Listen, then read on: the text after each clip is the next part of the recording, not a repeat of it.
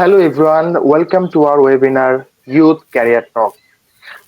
This webinar is powered by Enterprise 360 Academy, and on School of Entrepreneurship Development page we are going to host this webinar, and we have two very wonderful guests with us. First of all, none other than Mr. Amanullah Aman. He is the chairman of School of Entrepreneurship Development and Enterprise 360 Limited. At the same time, he is an entrepreneur economist, by the way, and in addition to that, he's the adjunct faculty of Dhaka School of Economics. He has he has prior experience of working at some multinationals for many years. And also we have with us Mr. Rahad Amin. He's an intern at Daily Star. Also, he's a fresh graduate from University of Dhaka, Department of Management Studies. আজকে মূলত আমাদের এই ওয়েবিনারের মূল উদ্দেশ্য হবে আমাদের এই স্বাধীনতার 52 বছর পরেও আমরা অনেকগুলো বিষয় নিয়ে আক্ষেপ করি বা অনেকগুলো ইকোনমিক সমস্যা নিয়ে আমরা সামনে এগিয়ে যাচ্ছি। তার মধ্যে একটি বড় সমস্যা হচ্ছে বা একটা বার্নিং ইস্যু যদি আমরা বলে থাকি সেটা হচ্ছে ইউথ এমপ্লয়মেন্ট অপরচুনিটি। আমাদের দেশে প্রতি বছর বিভিন্ন পাবলিক এবং প্রাইভেট বিশ্ববিদ্যালয় থেকে অনেক ফ্রেশ গ্র্যাজুয়েট বের হয়, কিন্তু পরবর্তীতে তারা বিভিন্ন ক্ষেত্রে জব পাওয়ার ক্ষেত্রে একটা স্ট্রাগল ফেস করে। এই স্ট্রাগলটা কেন, এবং আসলে আমাদের জব মার্কেটটা কি আসলে খুবই একটা খারাপ পর্যায়ে আছে কিনা, তার বর্তমান অবস্থা প্রেক্ষাপট কিরকম, এই বিষয় নিয়ে আমরা আজকে একজন এক্সপার্টের সাথে কথা বলবো, এবং পাশাপাশি যারা ফ্রেশ গ্র্যাজুয়েট তাদের পক্ষ থেকে একজনের সাথে কথা বলবো। প্রথমে আমি আমি কথা বলতে চাই মিস্টার রাহাত আমিনের সাথে। তার প্রতি আমার প্রথম প্রশ্ন, রাহাত, আপনি ডেইলি স্টারে আছেন অ্যাজ এন ইন্টার্ন। আমরা সবাই জানি বিশ্ববিদ্যালয়ের ৪র্থ বছর শেষে প্রত্যেকেই যে কোনো একটা ভালো প্রতিষ্ঠানে ইন্টার্ন করতে চায়। আপনি যখন ডেইলি স্টারে ইন্টার্নশিপ শুরু করেন, তখন ইন্টার্নশিপ পাওয়ার ক্ষেত্রে আপনার কি কি সমস্যা পেতে হয়েছিল? আপনি কি খুব সহজে ইন্টার্নশিপটি পেয়ে গিয়েছেন, না আপনাকে কেউ রেফার করেছিল? সেক্ষেত্রে আপনার আহ, আহ, আপনার আপনার ওভারঅল যে সাইকেল বা ওভার জার্নিটা আমরা জানতে চাচ্ছি, কি মানে কিভাবে আপনি ইন্টার্নশিপটা পেলেন। সেক্ষেত্রে আপনাকে কে কে সহযোগিতা করেছে? এটা আপনার বিশ্ববিদ্যালয়ে হতে পারে, অথবা আপনার অ্যালামনাই থেকে সিনিয়র কে হতে পারে। আমরা পুরো জার্নিটা আপনার সম্পর্কে জানতে চাচ্ছি। থ্যাংক ইউ ভাই। আসসালামু আলাইকুম টু অল অফ ইউ। প্রথমে ধন্যবাদ জানাতে চাচ্ছি এন্টারপ্রাইজ 360 লিমিটেড কোম্পানিকে এবং এসিডি কে, যারা এই আয়োজনে আমাকে অ্যাজ এ গেস্ট হিসাবে নিয়ে আসছে। সো ইন্টার্নশিপের ব্যাপারে অ্যাকচুয়ালি ইন্টার্নশিপ বেসিক্যালি সবাই করতে চায় হচ্ছে আফটার ফোর্থ ইয়ার কমপ্লিট হওয়ার পরে। বাট আমি যখন ফোর্থ ইয়ারে শুরু হয়েছে, আমি তখন থেকে ভাবছি যে একটা ইন্টার্নশিপ করা দরকার তাড়াতাড়ি। কারণ ইউনিভার্সিটিতে যেগুলো আমি দেখি যে প্র্যাকটিক্যাল নলেজ অ্যাকচুয়ালি পাওয়া যায় না। আপনাকে হাতে কলমে শেখাচ্ছে না এমন নয়, আপনাকে জাস্ট বইয়ের পড়াগুলো দিয়ে আপনাকে চালিয়ে দেওয়া হচ্ছে। শুধুমাত্র ঢাকা ইউনিভার্সিটির কথা বলবো না, আপনাদের প্রাইভেট ইউনিভার্সিটির ক্ষেত্রে অনেক সেম একই পদ্ধতিতে ফলো করা হয়। তো এই ক্ষেত্রে আমি যখন ভাবলাম যে একটু হ্যান্ড টু এক্সপিরিয়েন্স একটু গ্যাদার করার দরকার, সেক্ষেত্রে একটা ইন্টার্নশিপ করলে আই থিঙ্ক যে ভালো হয়। দেন হচ্ছে আমি যদি কোনো প্রজেক্টের সাথে কাজ করতে পারি, দেন এটা অনেক একটা বড় অপরচুনিটি ক্রিয়েট করতে পারে। Also it will add in my CV. তো এই ক্ষেত্রে আমি ইন্টার্নশিপ খোঁজা শুরু করে দিই যখন আমার থার্ড ইয়ার শেষ হয়ে যায়। এবং আমি অনেক বড় ভাইদেরকে বলে রাখছিলাম যে ভাইয়া আমার একটা ইন্টার্নশিপ করা দরকার, আমি একটু হ্যান্ড টু এক্সপিরিয়েন্স নিতে যাচ্ছি। আমার এক বড় ভাই রেফার করে ডেইলি স্টারে। সেখান থেকে আমি কয়েকজন মিলে আমরা হচ্ছে ডেইলি স্টারে অ্যাপ্লাই করি। সেখানে একটা ইন্টারভিউ হয়। ইন্টারভিউ হওয়ার পরে আমরা তিনজন হচ্ছে সিলেক্টেড হই। আর ওখানে সিলেক্টেড হয়ে আমার তো ইন্টার্নশিপ চলছে, তার পাশাপাশি আমি একটা প্রজেক্টের কোঅর্ডিনেটর হিসেবে কাজ করছি। এটা হচ্ছে blender choice the daily star OTT award. এটা ডিসেম্বর মাসে 12 তারিখে আপনারা সবাই দেখতে পারবেন, এটা লাইভও হবে। That's all for my internship journey. Okay, fantastic. আমরা একটা সুন্দর একটা স্টেটমেন্ট আমরা শুনলাম রাজ আমিনের কাছ থেকে, যেটা হচ্ছে নট নেসেসারিলি বিশ্ববিদ্যালয় থেকে অনেক বেশি পরিমাণে সাহায্য সহযোগিতা করা হয়। এক্ষেত্রে একটা স্টুডেন্টদেরও একটা অ্যাপ্রোচ থাকা লাগে একটা ভালো একটা ইন্টার্নশিপ পাওয়ার ক্ষেত্রে। তো অনেকেরই অনেক স্ট্রাগল করে ইন্টার্নশিপ পেতে হয়। রাহাত যেটা চেষ্টা করছে তার অ্যালামনাদের কাছ থেকে বা তার পরিচিত মানুষের কাছ থেকে হেল্প নেওয়ার জন্য। আমি এবার একটু একটু এক্সপার্টদের পার্সপেক্টিভ থেকে আমি একটু জানতে চাই, মোহাম্মদ আমানুল্লাহ আমান, আপনার কাছ থেকে, যে যারা মূলত ফ্রেশ গ্র্যাজুয়েট তারা একটা গ্রে এরিয়ার মধ্যে থাকে, যে আমি আহ, একটা ভালো অপরচুনিটিটা ইন্টার্নশিপ হোক বা জব হোক, আমি কিভাবে সেই অপরচুনিটিটা গ্র্যাব করবো। সেই ক্ষেত্রে একজন ফ্রেশ গ্র্যাজুয়েটের কি কি প্রস্তুতি থাকা উচিত?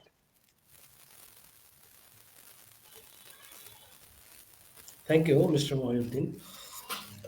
অ্যাকচুয়ালি আপনিও তো কয়েক বছর আগে গ্রাজুয়েশন শেষ করে এসেছেন, সেখানে এখন কর্পোরেটে কাজ করছেন, সরি। তো সেখানে আমরা যেটা এক্সপেক্ট করি, যে আমি কর্পোরেটে প্রায় 12 ইয়ার্স সার্ভ করেছি, সেখান থেকে আমরা যেটা দেখলাম আর কি, যে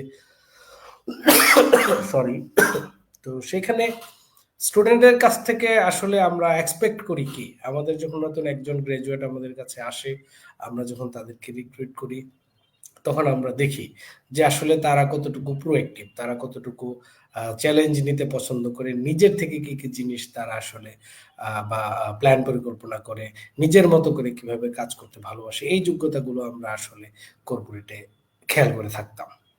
তো সেই ক্ষেত্রে অবশ্যই ক্লাবিং অ্যাক্টিভিটিস গুলো দিয়ে আমরা যাচাই বাছাই করতাম যে আসলে এই ছেলেটা নিজের মতো করে কি কি করে, টাইম লাইন ম্যানেজ করতে পারে কিনা, পড়াশোনার পাশাপাশি অন্য কোনো ইন্টারেস্ট আছে কিনা, হ্যাঁ, সে কিভাবে তার এক্সট্রা কারিকুলার অ্যাক্টিভিটিজ এর মাধ্যমে তার আউটসাইডের যে লিডারশিপ স্কিল গুলো ডেভেলপ করতে পারে, beside theoretical knowledge, models, business models and etcetera.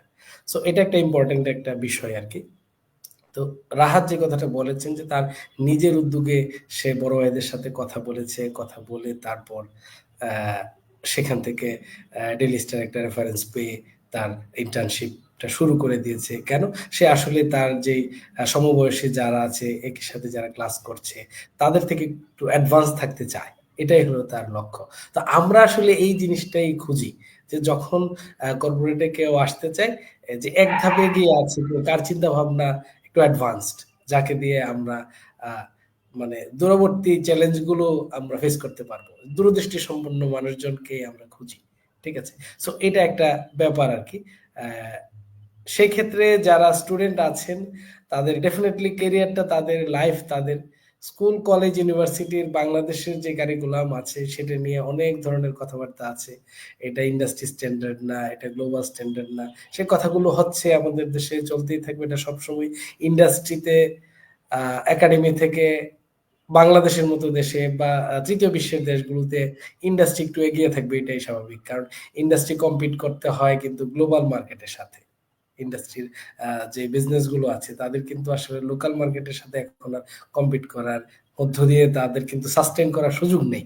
So তাদেরকে গ্লোবাল যে এনভায়রনমেন্ট, গ্লোবালাইজেশনের যুগে সেই বিষয়গুলো মাথায় রেখে তাদের পলিসি, তাদের স্ট্র্যাটেজি ডিজাইন করতে হয়। তো সুতরাং এমন লোকে কর্পোরেটে দরকার হয়, যারা গ্লোবাল পার্সপেক্টিভ নিয়ে চিন্তা করতে পারবে, global economy, global please, global conflict, হ্যাঁ, এই যে মানে বৈশ্বিক যে যুদ্ধ, দাঙ্গা হাঙ্গামা, হ্যাঁ, তারপরে ইকোনমিক ওয়ার, যে কোনো ধরনের পরিস্থিতির সাথে যেন সে নিজেকে খাপ খাইয়ে নিতে পারে, এগুলো যেন তার মাথায় থাকে, সেই বিষয়গুলোই কিন্তু আসলে কর্পোরেটে যারা রিক্রুট করেন তাদের ক্ষেত্রে কিন্তু এটা প্রযোজ্য, যে তারা এই বিষয়গুলো বিবেচনা করেন, যে আমি যে মানুষটাকে নিচ্ছি সেই মানুষটা আমার পারপাস সার্ভ করতে পারবে কিনা, সে সামনের যে আপকামিং যে চ্যালেঞ্জ, আজকের দিনের চ্যালেঞ্জ বড় চ্যালেঞ্জ না, বড় চ্যালেঞ্জ হলো 5 বছরের পরে চ্যালেঞ্জ, 10 বছরের পরে চ্যালেঞ্জ। সো আমরা এই জিনিসগুলো দেখি যে তারা যে আসছে, তারা আমার 10 বছর পরের চ্যালেঞ্জটাকে মোকাবেলা করার সক্ষমতা রাখছে কিনা। সো এটাই হলো কথাটা, যে আসলে ইউনিভার্সিটিতে যারা পড়াশোনা করেন তাদেরকে এভাবেই চিন্তা করতে হবে, ইন্ডাস্ট্রি কি চায়, ইন্ডাস্ট্রির মতো করে নিজেদেরকে প্রস্তুত করতে হবে। এই ফ্যাকাল্টি কি চায়, সিজিপিএ পাওয়ার জন্য কি দরকার, সেটা পাশ করার পরে আর ততটুকু কাজে আসে না সিজিপিএটা। কিন্তু যেই দূরদৃষ্টি সম্পন্ন ক্যাপাসিটি, ক্যাপাবিলিটি, স্কিল যেটা আছে, সেটা লাইফ লং কাজে লাগে। সো আমি এই জন্যই সবসময় বলি আর কি, যে যারা আমার স্টুডেন্টস আছে বা বাইরেও আমি যখন তরুণদের নিয়ে আমরা কাজ করছি, যেহেতু স্কুল অফ এন্টারপ্রেনিউরশিপ একটা ইয়ুথ প্ল্যাটফর্ম, তো সবসময় আমাদের মেসেজ এটাই থাকে যে 2 স্টেপ 3 স্টেপ অ্যাডভান্স চিন্তা ভাবনা করার সক্ষমতা তরুণদের থাকতে হবে। আদারওয়াইজ আমাদের এখনকার যে বেকারত্ব আপনি জানেন, যে এই সিচুয়েশনটাকে ওভারকাম করতে হলে আসলে এই কারেন্ট সিচুয়েশনকে মাথায় রাখলে হবে না। যারা ফার্স্ট ইয়ারের স্টুডেন্ট আছে তাদেরকে চিন্তা করতে হবে যে 4 বছর পরে আমি মার্কেটে যাবো, বা 4 বছর পরে আমার মার্কেটের কম্পিটিশনটা কোন লেভেলের হবে। ঠিক আছে? যে যে সেকেন্ড ইয়ারে আছে সে চিন্তা করবে যে ৩ বছর পরে আমি মার্কেটে যাব, জব মার্কেটে। তখন কোন স্কিল রিকোয়ার্ড হবে, আমি কাদের সাথে কম্পিট করব, আমার মার্কেট কম্পিটিশনের স্ট্রাকচারটা কেমন হবে, ঠিক আছে? এই বিষয়গুলো মাথায় রেখে কিন্তু তাদেরকে নিজেদেরকে প্রস্তুত করতে হবে। ঠিক আছে? তো সেই কাজটা করতে পারলেই সুন্দরভাবে তখন কিন্তু এই ৪ বছর পরেই সে তার নিজের কাজ নিজে বেছে নিতে পারবে, কাজের ক্ষেত্রটা তৈরি করে নিতে পারবে। আদারওয়াইজ তারা কিন্তু যে বেকারত্বের যে হা-হুতাশ যেটা আমরা শুনতে পাচ্ছি প্রতিনিয়ত, দেশে ২৫ লাখ ৫০ লাখ বেকার, হ্যাঁ? আমরা কাজ পাচ্ছি না। সো এইরকম হা-হুতাশ চলতেই থাকবে আরকি। ঠিক আছে? সো আমি মনে করি যে তাদেরকে যেই স্টেজে পড়াশোনা করছে তাকে আগে চিন্তা করতে হবে যে আমি কখন জব মার্কেটে যাচ্ছি অথবা এমপ্লয়মেন্ট এর জন্য যাচ্ছি। তখন আমার মার্কেটে কি ধরনের স্কিল দরকার হবে, কি ধরনের কম্পিটিশনটা থাকবে, কি পরিমাণ মানুষ একটা কাজের পিছনে ছুটবে। সেই অনুযায়ী নিজেকে প্রস্তুত করতে হবে আরকি। এটাই আমি মনে করছি। ভূয়া। ফ্যান্টাস্টিক। আপনি একটা সুন্দর কথা বলেছেন। আপনার ফুল কনভারসেশন যদি আমরা সাম আপ করি, যেটা হচ্ছে একজন ফ্রেশ গ্রাজুয়েট কে খুব রেজিলিয়েন্ট হতে হবে, যে কোনো পরিস্থিতির সাথে মান খাপ খাইয়ে নেওয়ার একটা ক্যারেক্টার থাকতে হবে, যার ফলে যে কোনো কোম্পানিতে সে জয়েন করুক না কেন, সে যাতে নিজের ট্যালেন্টকে মেলে ধরতে পারে। আহ, আমরা এই ওয়েবিনারের মাঝখানে আমাদের যারা ভিউয়ার আছে তাদের সবাইকে একটু বলতে চাই, আপনাদের কোনো প্রশ্ন থাকলে আপনারা প্রশ্ন করতে পারেন। আপনাদের প্রশ্ন থেকে আমরা কিছু প্রশ্ন সিলেক্ট করে আমাদের এক্সপার্ট এবং আমাদের যে গেস্ট আছেন তাদের কাছ থেকে আমরা অ্যান্সার গুলো নিয়ে থাকবো। রাহাত আমিন, এবার আমি আপনার কাছে জানতে চাচ্ছি, আপনি অলরেডি একটি স্বনামধন্য প্রতিষ্ঠানে ইন্টার্নশিপ করছেন, ডেইলি স্টারের মতো একটি ব্র্যান্ড, যেটাকে আমরা সবাই না চিনি, it's a house hold brand আমরা সবাই বলি। তো এর পরবর্তী ধাপটা কি হবে আপনার? আপনি হয়তো একটা পার্মানেন্ট একটা অপরচুনিটি হয়তো সার্চ করবেন ডেইলি স্টারে অথবা অন্য কোনো একটা প্রতিষ্ঠানে। সেক্ষেত্রে আপনি সার্বিকভাবে যদি বিবেচনা করেন এই জব মার্কেটটা আসলে কতটুকু কম্পিটিটিভ, আপনি নিজেও তো একটা ইন্টার্নশিপ অপরচুনিটি পেয়েছেন, আপনার বন্ধু বান্ধবদেরকে আসলে কি দেখছেন, তারা জব মার্কেটে কি পরিমাণ স্ট্রাগল করছে, আপনার দৃষ্টিতে জব মার্কেটের অবস্থা এখন কিরকম as a fresh graduate? Okay sir. In fact আমি তো হলে থাকি, হলে থাকার কারণে একটা জিনিস দেখছি যে যারা, আমি যখন ফার্স্ট ইয়ারে ঢুকি যে ভাইদেরকে আমি দেখছি, তারা আমি যখন লাস্ট ইয়ারে আসি তারা এখনো হলে আছে। মানে এমন একটা কন্ডিশন জব মার্কেটে যে তারা ৩-৪ বছর ধরে জব খুঁজতেছে, বাট সরকারি জবের পিছনে চেষ্টা করছে, বাট সরকারি জব পাচ্ছে না। সো আই থিঙ্ক মনে করি একজন ফার্স্ট ইয়ারের স্টুডেন্ট হিসাবে একজন ফ্রেশ যে ইউনিভার্সিটি ঢুকবে তাকে সর্বপ্রথম আইডেন্টিফাই করতে হবে যে সে অ্যাকচুয়ালি কোথায় যাইতে চায়। সে কি কর্পোরেটে যাইতে চায়, না প্রাইভেটে যাইতে চায়, না সে অ্যাকচুয়ালি সে সরকারি জবে ঢুকতে চায়। সে যদি আইডেন্টিফাই করতে পারে যে আমি কর্পোরেটে যাব বা প্রাইভেটে যাব, তার জন্য কিন্তু একটা ইন্টার্নশিপ খুবই একটা গুরুত্বপূর্ণ। বাট একজন যদি সরকারি লাইনে যাইতে চায়, তা সেই ক্ষেত্রে সে যে কোনো ব্যাংক থেকে সে কি ইন্টার্নশিপ করে নিতে পারে। কারণ আমরা অলমোস্ট সবাই জানি যে ব্যাংকে ইন্টার্নশিপ অ্যাকচুয়ালি কোনো ভ্যালু অ্যাড ক্রিয়েট করে না। সেক্ষেত্রে যদি আমরা কর্পোরেট থেকে একটা ইন্টার্নশিপ করতে পারি, সেটা একটা ভ্যালু অ্যাড ক্রিয়েট করে। আমার ক্ষেত্রে এখনো একাডেমিক্যালি ইন্টার্নশিপ শুরু হয়নি, সেটা শুরু হবে ডিসেম্বর বা জানুয়ারি থেকে। আমি চেষ্টা করতেছি আরেকটা ইন্টার্নশিপ করার জন্য, কারণ দুইটা ইন্টার্নশিপ, কারণ ডেইলি স্টারে আমার অলমোস্ট ৪ মাস শেষ হয়ে গেছে, আরো ১ মাস আছে আমার। এখানে আমার ৬ মাসে ইন্টার্নশিপ দিয়ে that will add a value in my CV. Also, I want to another internship, looking for either it will be a BAT or Nestle. Already ব্যাটে আমার ফার্স্ট ইন্টারভিউর জন্য কল এসেছে, এটা জানুয়ারিতে হবে।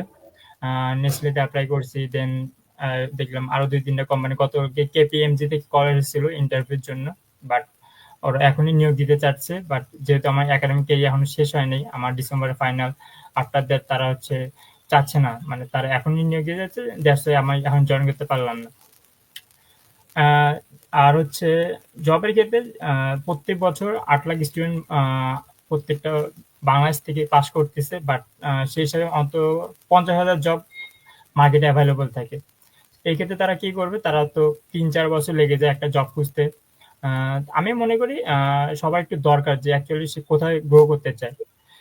স্কিল যদি সে জানতে পারে, স্কিল নিয়ে সে যদি কাজ করে, তাহলে সে আই থিঙ্ক যে ৪ বছর পর তার এটা একটা কঠিন কাজ হয়ে দাঁড়াবে না যে সে জব মার্কেটে ঢুকতে পারবে কিনা। ইনফ্যাক্ট সে যদি লিঙ্কডইনে প্রফেশনাল থাকলে সে ইজিলি একটা ইন্টার্নশিপও ম্যানেজ করতে পারবে এবং ইন্টার্নশিপের থ্রুতে সে কোথাও কি হায়ারও হয়ে যেতে পারে।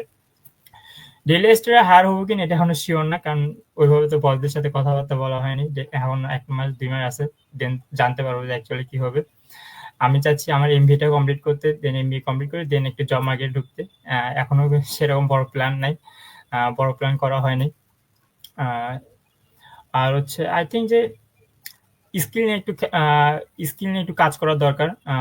যারা বাইরে থেকে উত্তরবঙ্গ থেকে এসেছে, তাদের মনে হয় আমরা কখনো জানতাম না যে স্কিল বলতে কিছু একটা আছে।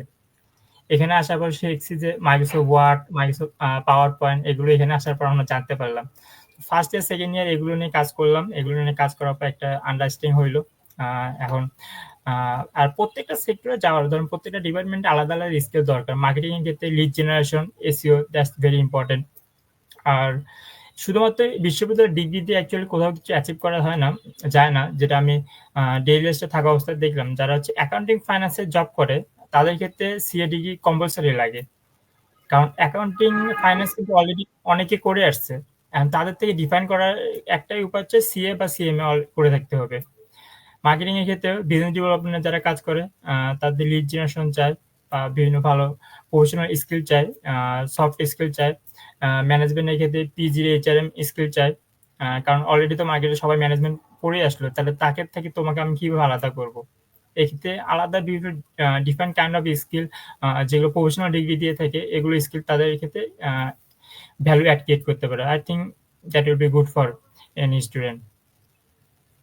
Fantastic, fantastic. আমরা আমাদের কথা যদি সাম আপ করি, বটম লাইন যদি নিয়ে আসি, তাহলে হচ্ছে যে সেক্টরে যেতে চায় তাকে সেই সেক্টর অনুযায়ী পিক করে তাকে এগোতে হবে।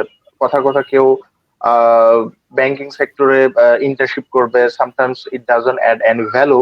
সেক্ষেত্রে সে হয়তো অন্য একটা অপরচুনিটি দেখতে পারে, অথবা কোনো মাল্টি ন্যাশনালে যদি সে জয়েন করতে চায়, তাহলে সেখানে যে রিক্রুটমেন্ট প্রসেস গুলো আছে সেগুলোর সাথে ইনভলভ হতে হবে। আমরা সবাই জানি লিঙ্কডইন প্রফেশনালদের জন্য খুবই স্ট্রং একটা প্ল্যাটফর্ম। সেখানে অনেক অপরচুনিটি আনলক হয়, এবং সবচেয়ে বড় কথা হচ্ছে একটা ভালো জব পাওয়ার শুরু থেকে শেষ পর্যন্ত ইটস এ কন্টিনিউয়াস প্রসেস।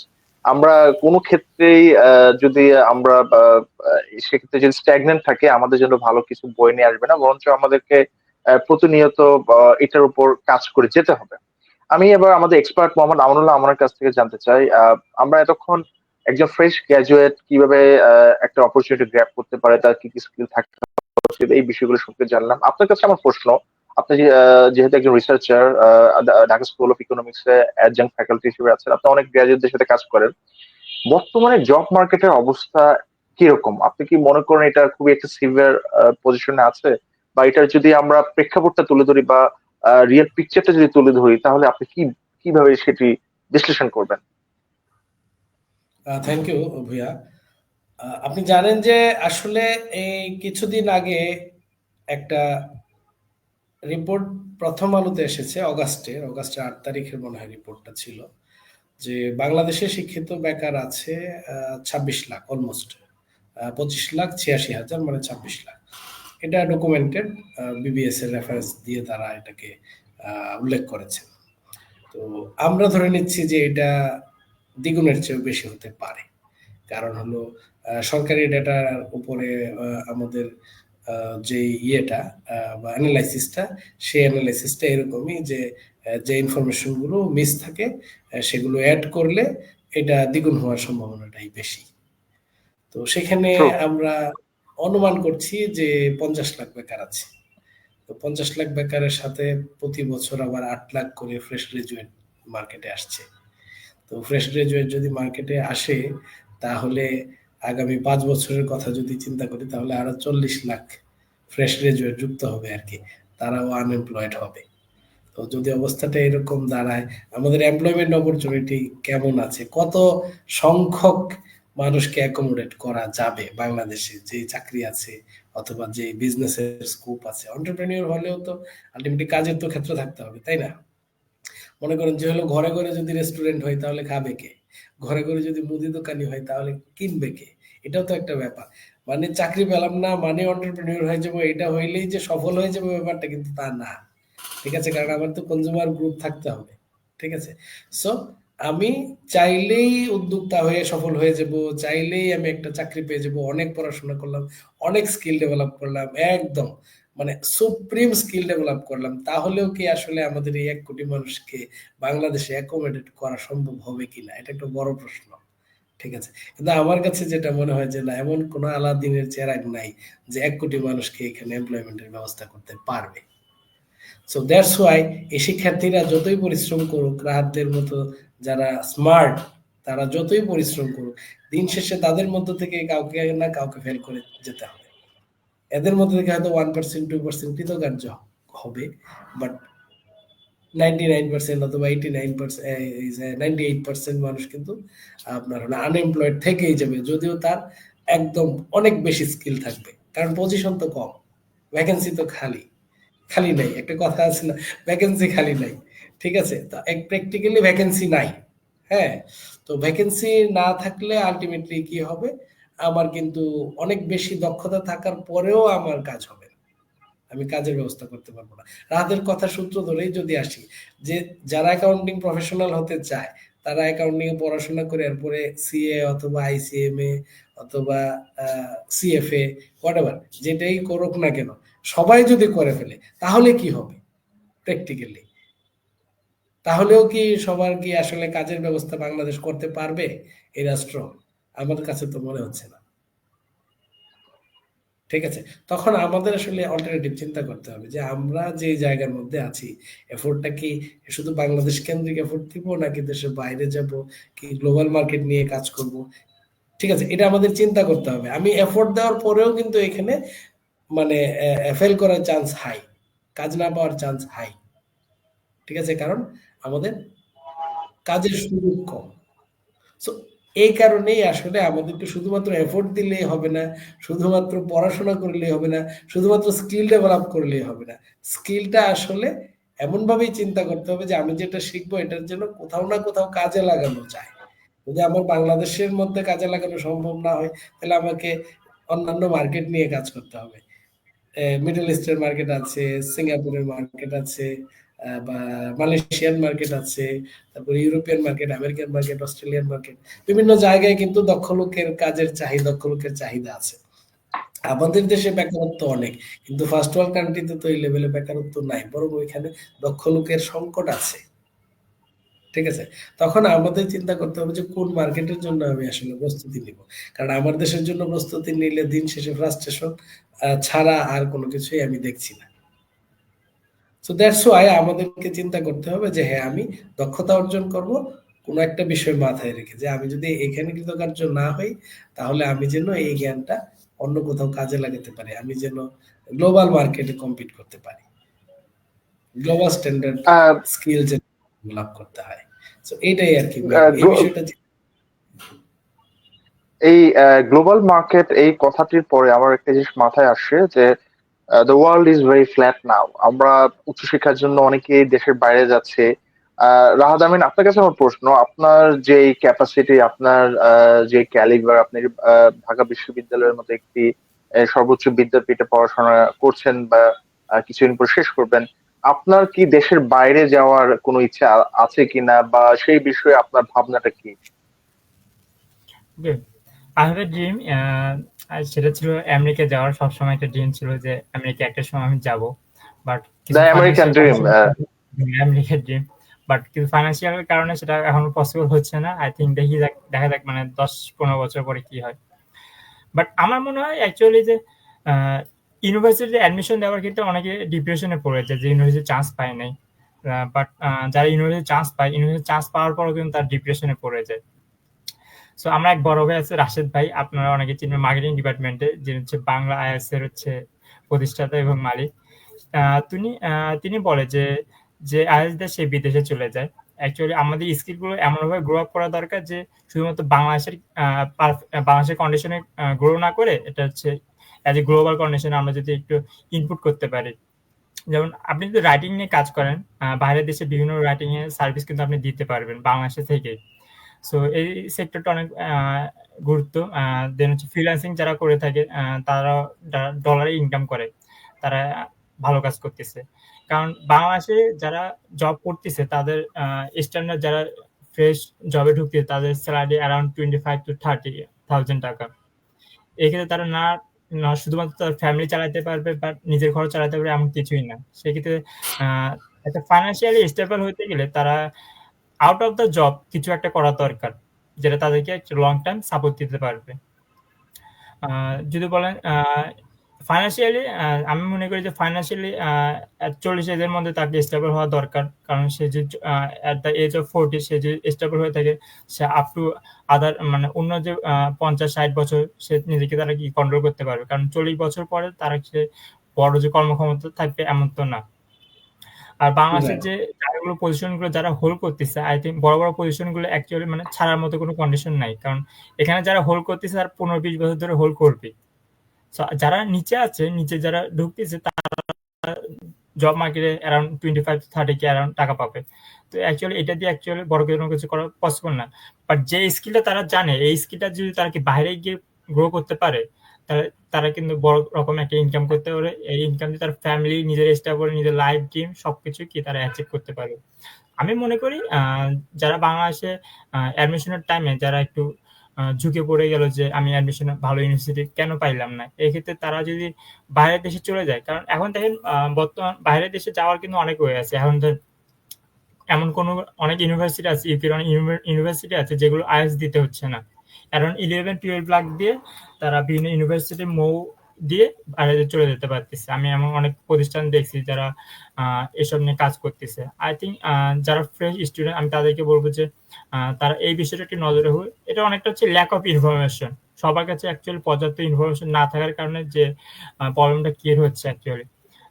আমরাও এটা আগে জানতাম না, এখানে আসার পর অনেক কিছু দেখতে পারছি। যে কারণে আমি মনে করি যে চোখ কান খোলা রেখে সবার একটু ইনফরমেশন গুলো গ্যাদার করা দরকার। ইনফরমেশন গ্যাদার করার পরে সে অ্যাকচুয়ালি বুঝতে পারবে যে অ্যাকচুয়ালি সে লাইফটা কোথায় নিয়ে যেতে চায়। অনেকে ভাবে যে বাইরে যেতে অনেক টাকা পয়সা লাগে, বাইরে যাওয়া সম্ভব না। বাট বর্তমানে এই প্রেক্ষাপটে কিন্তু বাইরে যাওয়া অনেকটা ইজি হয়ে গেছে। কয়েকটা ইউনিভার্সিটি আপনাকে ফ্রি স্কলারশিপ দিচ্ছে, কয়েকটা দেশ আপনাকে ফ্রি ভিসা দেন হচ্ছে তাদের দেশে পড়ার জন্য উল্টা হচ্ছে আপনাকে টাকা পে করতেছে। সো আই থিঙ্ক এই জিনিসগুলো একটু জানা দরকার। এই জিনিসগুলো জানলে সে অনেকটা ভালো কোনো কিছু অ্যাচিভ করতে পারে। এক্ষেত্রে বাংলাদেশে বেকারত্ব হারটা কমে যাবে। বেকারত্ব হারটা কমলে তো বাংলাদেশে যখন রেভিনিউসটা পাঠাবে বাংলাদেশের মানুষজন একটু কি ভালোভাবে থাকতে পারবে। তো আই থিঙ্ক মনে করি যে স্কিল নিয়ে একটু জানতে পারলে, আর হচ্ছে বাইরের দেশের কন্ডিশনটা কোন দেশে কি কোন দেশে আপনাকে ফ্রি ভাবে নিয়ে যাচ্ছে, কোন কোন ইউনিভার্সিটি আপনাকে 10 to 20% হচ্ছে ছাড়ে আপনাকে ভর্তি করাচ্ছে, এগুলো জানা থাকলে অ্যাকচুয়ালি সে বাইরে গিয়ে ভালো একটা কাজ করতে পারে। আই থিঙ্ক জার্মানিতে ইউরোসমাস স্কলারশিপ দিয়ে থাকে। এটা একটা বড় একটা প্রত্যেকটা বছরই দিয়ে থাকে এবং বাংলাদেশ থেকে অ্যারাউন্ড প্রত্যেক বছর 1000-2000 স্টুডেন্ট কি জার্মানিতে যাচ্ছে। দেন হচ্ছে ক্যানাডাতে রিসেন্টলি একটু ঝামেলার কারণে ভিসা একটু ঝামেলা করতেছে, but UK is still good. Germany, UK, ডেনমার্কে ভালো স্টুডেন্ট যাচ্ছে। সো এসব যদি আই থিঙ্ক যে স্টুডেন্টরা জানা নিলে, তারা এটা নিয়ে কাজ করলে আই থিঙ্ক বাংলাদেশে বেকারত্ব হারটা কমে যাবে এবং বাইরের দেশে গিয়ে তারা একটা সুন্দর ড্রিম লাইফ লিড করতে পারবে। ফ্যান্টাস্টিক। আমি এখানে একটা জিনিস উঠে এসেছে যে অনেকে ভালো একটা বিশ্ববিদ্যালয়ে ভর্তি হওয়ার পর মনে করে বাকি সময়টা খুব ভালো যাবে, অথবা অনেকে ভালো একটা বিশ্ববিদ্যালয়ে ভর্তি না হতে পারে ডিপ্রেশনে ভোগে। তাদের জন্য বলা উচিত গ্রাস is always greener on the other side of the french.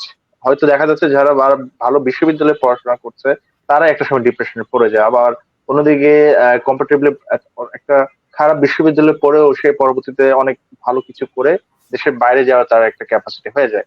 তো এই ক্ষেত্রে আমি মোহাম্মদ আমানুল্লাহ আমার আপনার কাছে আসতে যাচ্ছি। কেউ যদি দেশের বাইরে পড়াশোনা করতে চায়, রাহাত যেটা বললো অনেকের একটা ফাইন্যান্সিয়াল কনস্ট্রেইন থাকে, সেই ক্ষেত্রে স্কলারশিপ পাওয়ার ক্ষেত্রে বা ভালো একটা বিশ্ববিদ্যালয় সিলেক্ট করার ক্ষেত্রে বা ভালো একটা সাবজেক্ট সিলেক্ট করার ক্ষেত্রে কোন কোন ইনফরমেশন গুলো জানা খুব প্রয়োজন? থ্যাংক ইউ ভুয়া।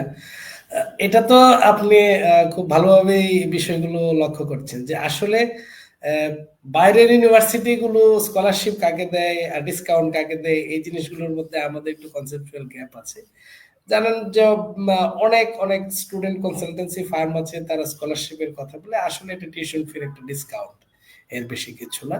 আর স্কলারশিপের যে বিষয়টা, এটা হলো স্কলারদেরকে দেওয়া হয়। স্কলার কারা? আসলে প্র্যাকটিক্যালি যাদের হলো যে রিসার্চ আছে, তারপরে হলো অ্যাকচুয়ালি যারা স্কলার, মানে যাদের চিন্তা ভাবনা অ্যাডভান্স লেভেলের, তাদের সিজিপিএ ভালো, তাদের জিআরই আইএলটিএস এগুলার স্কোর ভালো, তারপরে আপনার তাদের পাবলিকেশন আছে, রিসার্চ আছে, এই জিনিসগুলো থাকলে স্কলারশিপ পাওয়াটা সহজ হয়। বাংলাদেশের মতো দেশে আসলে বেশিরভাগই তো জানেন যে হলো আমাদের যে ফাইন্যান্সিয়াল স্টুডেন্ট পাবলিক বিশ্ববিদ্যালয়ে বিশেষ করে যারা পড়েন, তারা তো মধ্যবিত্ত পরিবারের সন্তানরাই বেশি পড়েন। সো সেই ক্ষেত্রে তাদের কিন্তু নিজের পয়সা খরচ করে বিদেশে যাওয়ার শক্তি সামর্থ্যটা আসলে থাকে না। তো সেক্ষেত্রে স্কলারশিপটা যদি তারা চিন্তা ভাবনা করতে পারেন, তাহলে এটা কিন্তু আহ, তাদের জন্য একটা কার্যকর উপায় হতে পারে যে তারা পড়াশোনা মানে কম খরচে অথবা খরচ ছাড়া বিদেশে পড়াশোনা করতে পারবে। আর এটা আসলে যে খুব কঠিন কাজ ব্যাপারটা কিন্তু তা না। একটু আগে যে কথাটুকু বলছিলাম যে আমরা আসলে যখন ফার্স্ট ইয়ারে ভর্তি হই তখন ডিসাইড করে নিতে হবে যে আসলে আমি কি করতে যাচ্ছি। আমি 3 বছর পরে বা 4 বছর পরে যে আমি বের হচ্ছি, বের হওয়ার পরে আমি কি করব, কোথায় কাজ করব। দেখেন, যত পড়াশোনায় মানুষ করুক, আপনার আন্ডার গ্রেড শেষ করুক, মাস্টার্স শেষ করুক, তারপরে পিএইচডি করুক, পোস্ট ডক্টরেট করুক, এরপরে মানুষটা কি করে? এরপরে কিন্তু কাজ করে। আপনাকে কিন্তু কাজের জন্য প্রস্তুতি নিতে হবে। আমাদের দেশে কিন্তু পড়াশোনা আর কাজ দুইটা আলাদা হয়ে গেছে। এটা একটা বড় প্রবলেম। ঠিক আছে? পড়াশোনা আর কাজ কিন্তু আলাদা জিনিস না। কাজের জন্য প্রস্তুত করা হয় পড়াশোনার মাধ্যমে। ঠিক আছে? সো প্র্যাকটিক্যালি 4 বছর 5 বছর পরে আপনি কিন্তু কাজে যাবেন। তো কাজে যাওয়ার আগে আপনাকে কিন্তু কাজের জন্যই প্রস্তুতি নিতে হবে। আপনি কিন্তু থিওরি আর মডেল শিখলে কিন্তু বিশেষ কোনো কাজে আসবে না। ঠিক আছে? সো আপনাকে চিন্তা করতে হবে যে আপনার মডেলের অ্যাপ্লিকেশনটা কোথায়, কিভাবে আপনি এপ্লাই করবেন। আর অ্যাপ্লিকেশনটা কি আপনি বাংলাদেশে করতে পারবেন কি পারবেন না, সেটা বোঝার মতো বয়স কিন্তু ইউনিভার্সিটিতে যারা পড়ে তারা কিন্তু তাদের থাকে। যেমন রাহাত কিন্তু বুঝতে পারতেছে যে হলো তার কি করতে হবে, অন্যদের থেকে একটু এগিয়ে থাকতে হবে, যার কারণে তার গ্রাজুয়েশন শেষ হওয়ার আগেই কিন্তু 1 বছর আগেই একটা ইন্টার্নশিপ সে করে নিচ্ছে, এরপর আবার ইন্টার্নশিপ করবে অথবা সে আর্টিকেলশিপ করবে, যাই করুক। ঠিক আছে, সে কিন্তু আগেই শুরু করে দিয়েছে। তার কারণ কি, তার মধ্যে কিন্তু সেই চিন্তা ভাবনাগুলো আছে, কি করতে হবে না হবে। সো সবার হয়তো থাকে না, অনেকের ক্ষেত্রেই থাকে না।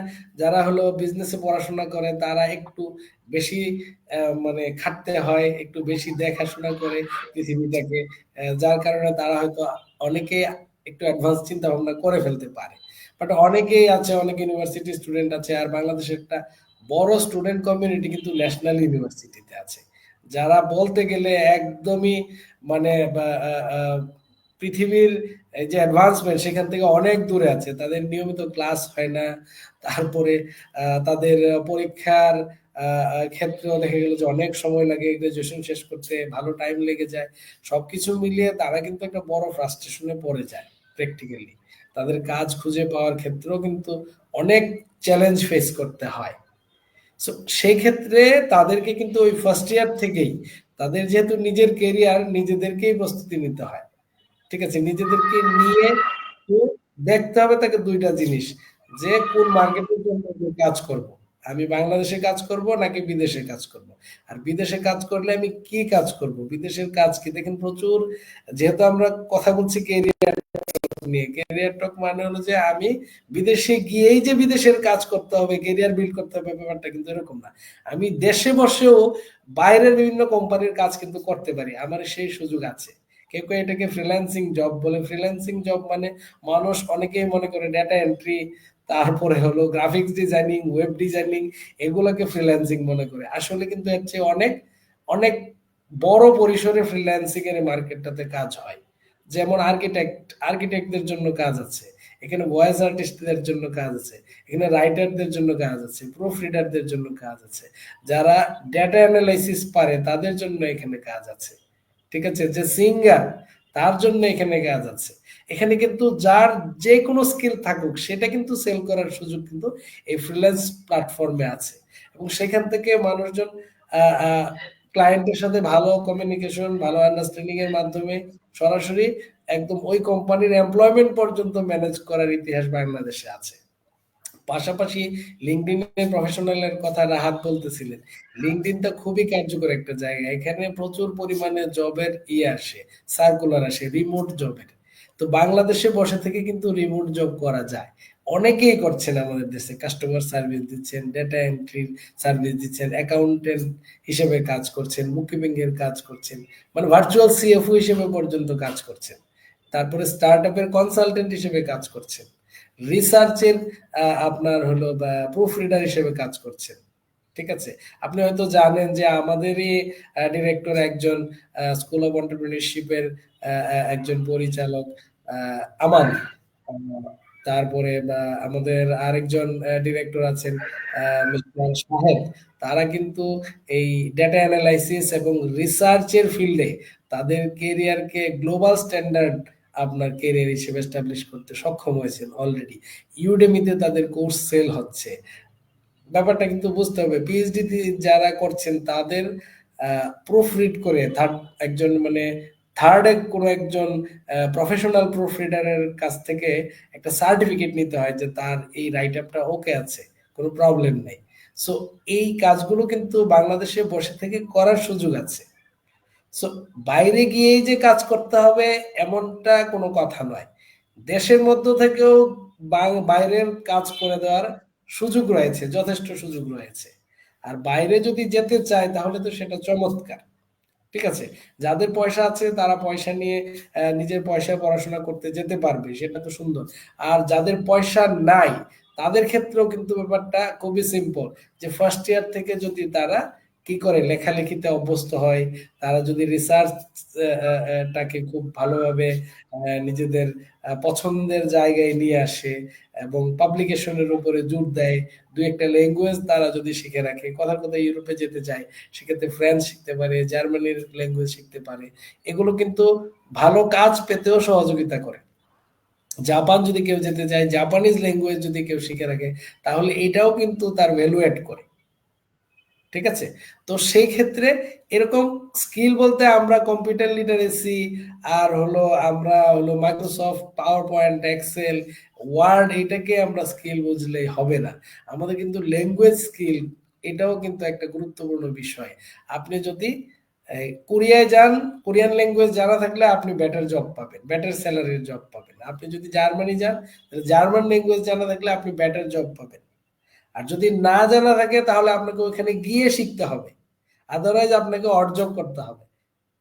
ব্যাপারটা কিন্তু এরকম যে আপনি যেখানে যাচ্ছেন সেখানকার ল্যাঙ্গুয়েজটা আপনাকে জানতে হবে। আপনি যদি একাডেমিশিয়ান মানে একাডেমিক ইয়ে রেকর্ডের উপরে বেস করে যেতে চান তাহলে আপনাকে কি করতে হবে, রিসার্চের উপরে জোর দিতে হবে, স্কলারশিপ পাইতে হবে। কারণ ইউনিভার্সিটিতে স্কলারদেরকে স্কলারশিপ দেয়, ডিসকাউন্ট, টিচিং অ্যাসিস্ট্যান্টশিপ, সেই জিনিসগুলোও মানে আপনার টিউশন ফি কমাতে সাহায্য সহযোগিতা করে।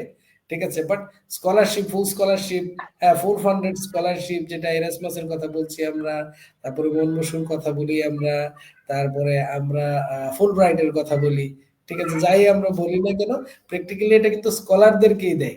তারা দেখে তার রিসার্চের ক্যাপাবিলিটি আছে কিনা, তারপর তার এক্সট্রা কারিকুলার অ্যাক্টিভিটিস ছিল কিনা, তার ম্যাথমেটিক্যাল অ্যাপটিটিউড কেমন আছে, অ্যানালিটিক্যাল অ্যাবিলিটি কেমন আছে, হ্যাঁ, জিআরই, জিমেট, তারপর আইএলটিএস, এগুলো সবগুলোর ভালো স্কোর চায়। ঠিক আছে, সো এটা তো আসলে ইউনিভার্সিটিতে যারা পড়তে আসে তারা তো অলরেডি মানে পড়াশোনাতে যে তারা ভালো সে প্রমাণ রেখেই কিন্তু ইউনিভার্সিটিতে এসে ভর্তি হয়। তারা ডেফিনেটলি ভালো, আমি স্বীকার করে নিতে হবে যে হলো তারা ভর্তি হয়েছে মানে একটা চ্যালেঞ্জ ফেস করে, একটা তাদের এইচএসসি পর্যন্ত ভালো রেজাল্ট ছিল, তারপরে এইচএসসির পরেও তারা সিরিয়াস ছিলেন, সেখান থেকে তারা ভালো পড়াশোনা করে অ্যাডমিশন টেস্টে ভালো করে তারপরে ইউনিভার্সিটিতে ভর্তি হয়েছে। ব্যাপারটা এরকম। তো সুতরাং তারা যদি ইংরেজি ভাষার উপরে জোর দেন, তারপরে তারা যদি রিসার্চ শেখার চেষ্টা করেন, পাশাপাশি আরো একটা দুইটা ল্যাঙ্গুয়েজ শেখার চেষ্টা করেন, এটা কিন্তু 4 বছর সময়ের মধ্যে সম্ভব আমি মনে করি। ঠিক আছে, 4 বছরের সময়টাতে এই কাজটা কিন্তু কোনো কঠিন কোনো কাজ না, আমি মনে করি এটা কঠিন কোনো কাজ না। ঠিক আছে, আর এখানে এফোর্টটা যদি দেয় একাডেমিক পারফরমেন্সের পাশাপাশি, এই পারফরমেন্সটা যদি তাদের ভালো হয়, তাহলে ডেফিনেটলি তার জন্য পৃথিবীটা আসলে উন্মুক্ত হওয়ারই কথা। ঠিক আছে, তাকে ইনভাইট করবে মানুষ যে আপনি আসেন আমার এখানে রিসার্চ করেন। ঠিক আছে, কারণ রিসার্চারদের ভ্যালু অন্যরকম ওয়ার্ল্ড ওয়াইড, আপনারা জানেন। সো এটাই আর কি ব্যাপার। আমি মনে করি যে যারা মধ্যবিত্ত ফ্যামিলি থেকে স্কলারশিপ নিয়ে যেতে চান, তাদের ইন্টারেস্টের জায়গা হওয়া উচিত রিসার্চের জায়গাটা। এটা যদি তারা ভালোভাবে শিখতে পারেন, অবশ্যই অবশ্যই তাদের স্কলারশিপের অপরচুনিটিটা থাকবে। বুঝলেন? ধন্যবাদ মোহাম্মদ আমানুল্লাহ আমান। আমরা এতক্ষণ যে ডিসকাশন আমরা করলাম, এখান থেকে আমরা একটা জিনিস কনফার্ম হলাম, যেটা হচ্ছে আমরা যখন কোনো একটা স্কিল নিয়ে কাজ করব, নট নেসেসারিলি সেই স্কিলটা কোনো একটি জায়গায় কাজে লাগবে, এটি বিভিন্ন জায়গায় কাজে লাগতে পারে। এমনকি আমরা সেই স্পেসিফিক স্কিল দিয়ে দেশের বাইরেও আমরা কাজ করতে পারি, এবং সেক্ষেত্রে আমাদের দেশের বাইরেও যেতে হবে না, আমাদের অনেক রিমোট জব অপরচুনিটি আছে, আমরা সেই অপরচুনিটি গুলো গ্র্যাব করতে পারি। আমরা লাস্টে যে কথাটা বললাম যে কেউ যদি স্কলারশিপ পেয়ে দেশের বাইরে যেতে চায়, আহ তাকে কিছু বিষয়ের উপর খেয়াল রাখতে হবে, তার রিসার্চ জার্নাল আছে কিনা, তার জিআরই জিওমেট্রি স্কোর ভালো কিনা, academic score, extra curricular activities, as a whole এই সবগুলো কিরকম একটা পিকচারাইজ করে অ্যাবাউট দ্যাট পার্টিকুলার স্টুডেন্ট, এটা খুব গুরুত্বপূর্ণ। এবং প্রতিটা বিষয়ে উপর একটা ওয়েট থাকে, এবং সেই ওয়েট গুলো একসাথে হয়ে আসলে একজন শিক্ষার্থী বিদেশে যাওয়ার জন্য যোগ্যতাটা অর্জন করে। আমি আশা করি আজকের এই ডিসকাশন শেষে সবার মধ্যে একটা বিষয় খুব সুন্দরভাবে প্রতীয়মান হয়েছে, যে আমরা আমাদের বর্তমান অবস্থান সম্পর্কে খুব ভালোভাবে জেনেছি, যে আমাদের জব মার্কেটটা খুবই সিভিয়ার সিচুয়েশনে আছে। This is like a cup throat competition. At the same time যেখানে যেখানে প্রবলেম সেখানে একটা অপরচুনিটি আছে, সেটা হচ্ছে আমরা দেশে শুধুমাত্র যে আমরা এমপ্লয়মেন্ট অপরচুনিটি খুঁজবো তা না। দুনিয়া এখন খুবই সহজ, আমাদের টেকনোলজির যুগে আমরা যে কেউ দেশের বাইরে যে কোনো কোম্পানি যে কোনো ব্যক্তিকে আমরা রিচ করতে পারে। আমরা লিঙ্কডইন হতে হোক বা অন্য যে কোনো প্ল্যাটফর্মের মাধ্যমে হোক, আমরা ফ্রিল্যান্স অনেক অ্যাক্টিভিটি অথবা রিমোট জবও করতে পারি। এবং ফ্রিল্যান্স শুধু এই বিষয়টি না যে কেউ গ্রাফিক ডিজাইন পারেন অথবা কেউ কোনো স্পেসিফিক বিষয়ে এক্সপার্ট তা নয়। ফ্রিল্যান্স এমন একটা বিষয় যে কেউ যে কোনো টপিকে যখন এক্সপার্টিস গ্যাদার করে, সে as an independent provider, service provider, সে যে কোনো প্রতিষ্ঠানের সাথে বা পার্সনের সাথে কাজ করতে পারে। তো আমি আশা করব যে আমাদের এই ওয়েবিনারটি আজকে যারা দেখেছেন, তারা প্রথমত তাদের নিজেদের স্কিল ডেভেলপমেন্টের প্রতি খেয়াল রাখবেন। পাশাপাশি রাহাত যে জিনিসটা করলো, যে ইন্টার্নশিপ ফাইনাল ইয়ারে ম্যান্ডেটরি হওয়ার আগে সে বিভিন্ন ধরনের অপরচুনিটি সার্চ করতে লাগলো, তার ফলে সে অলরেডি একটা অপরচুনিটি পেয়ে গেছে, এবং খুব ভেরি সুন তার আরো অনেক অপরচুনিটি আনলক হবে। এবং last but not the least, আমাদের শুধু দেশের মধ্যে, দেশের গণ্ডির মধ্যে আটকে থাকলে হবে না, আমাদেরকে দেশের বাইরেও যেতে হবে। আমরা এতদিন শুনতাম আমাদের বিভিন্ন মধ্যপ্রাচ্যের দেশে সেমি স্কিল বা লো স্কিলড ওয়ার্কাররা যেত, আমরা এখন থেকে বিভিন্ন ধরনের স্কলার এবং হাই স্কিলড হিউম্যান রিসোর্স পাঠানোর ব্যবস্থা করব, অথবা হাইলি স্কিল হিউম্যান রিসোর্সেস যারা আছেন তারা বাংলাদেশে বসেই ইনকাম অপরচুনিটির বিভিন্ন ওয়ে তারা বের করতে পারবে। আমি অত্যন্ত ধন্যবাদ জানাচ্ছি আবারও মোহাম্মদ আমানুল্লাহ আমান এবং রাহাত আমিনকে তাদের মূল্যবান সময় থেকে কিছুটা সময় আমাদের এই স্কুল অফ অন্টারপ্রেনারশিপ ডেভেলপমেন্টকে দেওয়ার জন্য। সবার জ্ঞাতার্থে জানাচ্ছি, আমরা এই প্রোগ্রামটি আয়োজন করছি এন্টারপ্রাইজ 360 একাডেমির সৌজন্যে, যারা বিভিন্ন ধরনের ট্রেনিং এবং আপগ্রেডেড বিভিন্ন ধরনের স্কিল বিভিন্ন ইউথ প্রফেশনালদেরকে দিয়ে থাকেন, শিখিয়ে থাকেন। এবং আশা করি আপনারা এন্টারপ্রাইজ 360 একাডেমির সাথে কারেন্টে থাকবেন। ভবিষ্যতে আমরা আবারও একজন এক্সপার্ট এবং আবারও একজন প্রতিনিধি বিভিন্ন সেক্টর থেকে এবং একজন ফ্রেশ গ্র্যাজুয়েট বিভিন্ন ডিপার্টমেন্ট থেকে নিয়ে আসবো, এবং দুইজনের কম্পারেটিভ অ্যানালাইসিসের মাধ্যমে আমরা বর্তমান প্রেক্ষাপটকে বা বর্তমান অবস্থানকে ভালোভাবে তুলে ধরবো। এই বলে আমি দুজনকে ধন্যবাদ জানিয়ে আজকে আমাদের এই ইউথ ক্যারিয়ার টকের কনক্লুশন ড্র করছি। সবাইকে অসংখ্য ধন্যবাদ এন্ড গুড নাইট। আপনাকেও ধন্যবাদ, গুড নাইট। আপনাকে ধন্যবাদ। Good night. থ্যাংক আসসালামু ইউ, আলাইকুম। Thank you. ওয়ালাইকুম সালাম।